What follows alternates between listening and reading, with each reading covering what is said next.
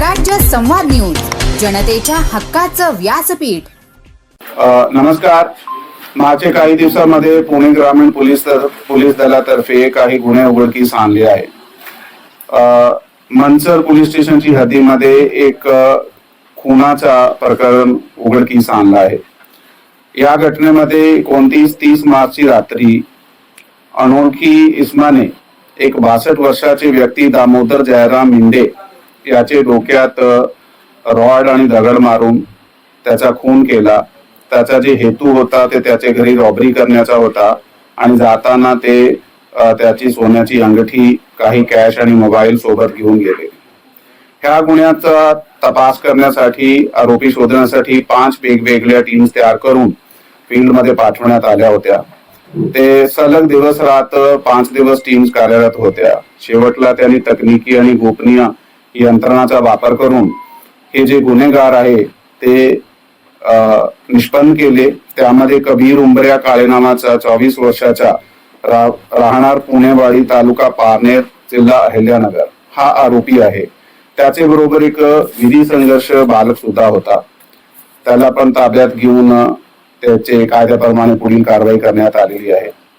हा जो व्यक्ती आहे, आरोपी आहे, त्याचे विरुद्ध 9 गंभीर गुन्हे वेगवेगळ्या जिल्ह्यात दाखल आहे। यामध्ये पुणे जिल्ह्यात ओतूर, आळेफाटा, गोरेगाव, मंचर, नाशिक जिल्ह्यात दिंडोरी पोलीस स्टेशन, अहिल्यानगर जिल्ह्यात बेलवंडी, पारनेर आणि अहिल्यानगर तालुका पोस्टे या ठिकाणी गुन्हे दाखल आहात।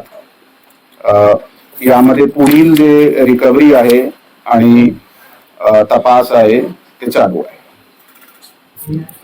त्याचबरोबर खेड पोलीस स्टेशनची हद्दीमध्ये असा एक गंभीर खुनाचा प्रकरण समोर आला। या ठिकाणी धनंजय मारुती घेवडे 33 वर्षाचा इसम आहे, राक्षेवाडीचा राहणारा, त्याचा अनोळखी इसमाने खून केल्याचा प्रकरण समोर आला होता।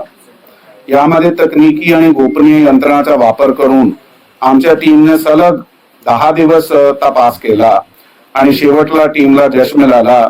त्यामध्ये ललित दीपक खोलम हा राहणारा शिरोळी, तालुका खेड, त्याचा बरोबर नंदलाल दिलीप होळे, वयवर्ष 31 वर्षे आणि हा राहणारा आहे कारेगाव, निलेश कैलाश सणस 35 वर्षे, कारेगाव। हा तिघांनी कट रचून हा व्यक्तीचा खून केला होता। ह्याच्यात विशेष असा की जो ललित खोलम आहे हा रेकॉर्डवरचा गुन्हेगार आहे। त्याचे विरुद्ध अद्यापर्यंत सातारा, पिंपरी चिंचवड, पुणे शहर आणि पुणे ग्रामीण हा 4 घटकाचे मिळून एकूण 35 गुन्हे दाखल होते आणि हा फरार होता। तर त्यामध्ये या जे पर्टिक्युलर गुन्हा मध्ये त्याला अटक केला आहे त्याचे बरोबर अजून 2 जे खूनचे गुन्हे आहेत त्याचे उघडकीस आणले आहे आणि त्याचा आता तो सध्या कोठडीमध्ये आहे। पुढील तपास चालू आहे। हो, जे आहे अगोदर जेलमध्ये होता, त्याच्या विरुद्ध वेगवेगळे जिल्ह्यात जसं मी आपल्याला सांगितलेलं आहे आणि प्रेस नोट मध्ये सुद्धा आम्ही डिटेल दिलेले आहात, गुन्हे दाखल होते आणि ते वेगवेगळे गुन्ह्यामध्ये अटक सुद्धा झाला होता आणि बेल पण आला। आता हे सध्या बेलवर होता। बेलवर आल्यानंतर त्यांनी हे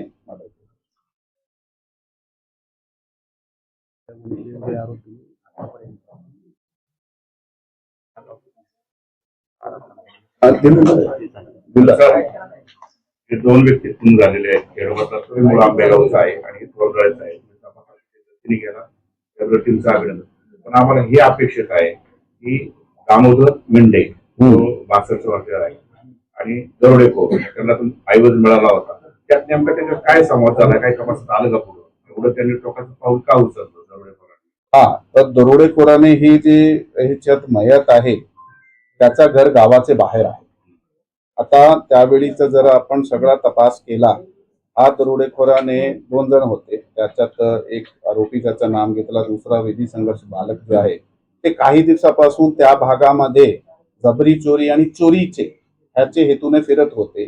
त्याच रात्री सुद्धा त्याने 3-4 ठिकाणी चोरी करण्याचा प्रयत्न केला, पण त्यांना कुठेही यश मिळाला नाही, कारण त्याचे पुरावे आम्ही निष्पन्न केले आहे ते कुठे कुठे फिरले होते। आणि नंतर ज्यावेळी या ठिकाणी गेले तर तेव्हापर्यंत त्यांना काही ना मिळाल्याने काहीतरी एक आपण सायकोलॉजिकल डिस्पोजिशन सांगू शकताय की त्यांनी तो उठू नये आणि कुठल्याही प्रकारचा आरडाओरडा करू नये, म्हणजे त्याचे डोक्यावर वार करून त्यांना मारला आणि त्याचे अंगावरचे जे काही किमती मुद्देमाल होता ते घेऊन. खरं दुसरं एक आहे साहेब, हे तुम्ही हे करता म्हणजे पुणे जिल्ह्यामध्ये एक ज्वलंत प्रश्न निर्माण झाला आहे. गावोगावी रोहित्र जे डीपी म्हणतो आपण त्या, हो ते तांब्याच्या चोरीचं एवढं प्रमाण वाढले. बरोबर आहे. चोरी झाल्यानंतर परिणाम काय होतो ते एमएससीबीला 1 महिना लागतो द्यायला. बरोबर आहे. त्यामुळे एका रोहित्रावर कमीत कमी 40-50 शेतकऱ्यांची शेती अवलंबून आहे. बरोबर. त्यांना मिळत नाही. तर त्या दृष्टीने काही वेगळं, जसं आता तुम्ही गुन्हा अन्वेषण हे चांगले काम करतात, त्या दृष्टीने काही आपल्या उपाययोजना आहेत का? हो, त्याबाबत मी सांगतो की 15 दिवस झाले आपण आळेफाटा पोलीस स्टेशनची हद्दीमध्ये एक गुन्हा उघडकीस आणला होता डीपी चोरीचा, आणि त्या गुन्ह्यामध्ये आपल्याला एकूण पुणे जिल्ह्याचे 23 गुन्हे उघडकीस आणले. त्यामध्ये आळेफाटा आहे, जुन्नर आहे, मंचर आहे, शिरूर आहे, खेड आहे. हा बेल्टचे जेवढे डीपी चोरी मागच्या काही 6 महिन्यामध्ये झालेले आहेत 23 गुन्हे आपण डिटेक्ट केले आहेत. त्याच्यात जवळपास 150 किलो तांबा जे आहे ते सुद्धा आपण जप्त केला आहे. 5 आरोपी त्यामध्ये अटक करण्यात आलेले आहे. त्याचा जे पूर्ण रेकॉर्ड आहे त्याचा आता पुढील तपास सध्या पण ते पोलीस कस्टडीमध्येच आहात.